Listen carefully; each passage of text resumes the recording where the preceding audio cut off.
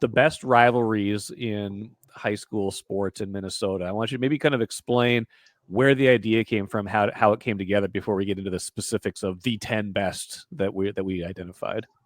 No, I mean, this project kind of came about in conversations with Nick Williams, our prep sports team lead. And we were, the Star Tribune has been pushing and to expand prep sports. And then also just with the general expansion that the paper has undergone recently and changing its name and, becoming the Minnesota Star Tribune, finding ways to, tell prep sports stories that kind of resonate with the state at large. And, with high school sports, that's like a particularly tricky sort of balance, because even though we're really lucky to have a really robust prep sports team and, have lots of reporters and editors who are contributing to sort of the goal there, there's always kind of the physical limitations of like, we can't physically be at all of these games, right.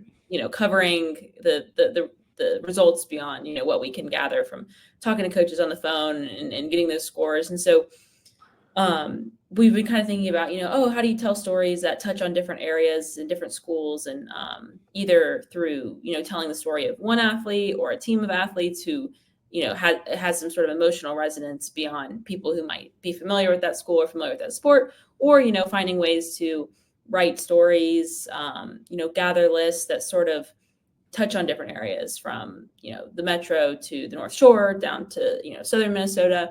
And so, yeah, this kind of came about as one of those ideas, and as something that I could kind of, work on as someone new to the state. And we put out an all call in January, kind of asking people for their feedback and what they thought were the best rivalries. Cause I didn't feel like, coming in and being new to this role, I could, be the authoritative matter on that, even though I had some idea, just from my couple of months on the job of what might appear in my inbox. And we got a lot of really great responses. I think it was upwards of like 100 plus, and, a bunch of different combinations of schools. And so I had a really good time reading through everybody's responses and seeing which ones were kind of duplicated a bunch, or, people made really strong cases. And it was a really good time, and was interesting just as someone new to the area. You said you're not surprised that Warroad versus Roseau hockey was the most submitted answer. I don't think anybody would be surprised by that. Was there anything just in that specific rivalry that stood out as unique to you, even if you knew a little bit about it going into it? Yeah, I mean, that's definitely something that, like, either from the other prep sports reporters here, or just, reading other coverage from other places, our coverage from the past, like, came up multiple times, just talking to people. So yeah, I wasn't surprised to see that one hit my inbox. But I don't know, I guess in general, like, the thing to me that